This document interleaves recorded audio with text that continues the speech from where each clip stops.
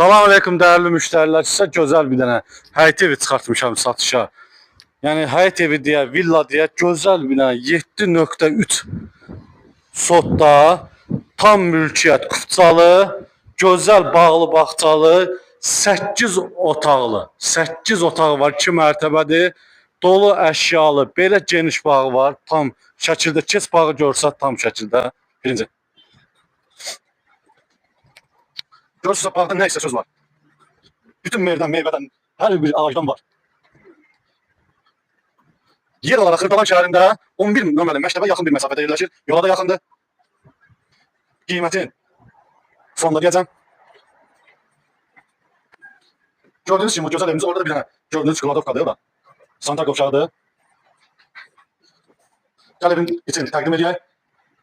Gözəl evimizin için təqdim edək. 280 kvadrat evin içi. Keç evi təqdim edək. Aziz izləyicilərimiz, gördüğünüz gibi burada bizim girişli, sağda belə bir otağımız var. Plazma televizordan tutmuş her şeyine kadar. Ve burada bir tane de yatak otağımız var. Kes təqdim edək. Ve burada da bizim yatak otağımız konserden tutmuş. Her bir şəraiti var. Şəxsi tikili evdir. Gel kardeş gel. Ve burada da bir yatak otağımız. Kombi sistemidir. Ve burada mətbəximiz. Ne bileyim, şişimizə kadar ne istiyorsa ne daha. Bu evde her şey. Her şey var. Konserden tutmuş. Bütün otaqlardan içinde konser var. Ve gözəl mətbəximizdə her şey var. Ve burada bizim samız yerimizi. Hamam otağımız. Gel gel. Kombi sistemimiz ve kladovkamız. Keçək mərtəbə ilə tanış olmağa. Gel bir tez kardeş. Fərməli. Necədir, xoş gəldin. Burada da bir dənə baba ilə kladovka kimi yığılır, gördüğünüz kimi. Ve burada bizim hamam otağımız. Ve burada mətbəx nəzərdə tutulur. Yuxarıda yavaş yavaş olub, remont olunub. Ve burada bizim uşaq otağımız. Gördüğünüz kimi gözəl əhəncəli uşaq otağımız. Ve burada geniş bir dənə yatak otağımız.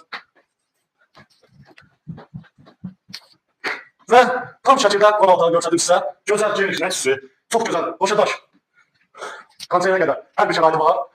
Yer olarak 11 nömrəli məktəbə yaxın. Qiymətin kimsə öyrənmək istəyirsə, bizə əlaqə saxlasın. Qiyməti onda deyiləcək.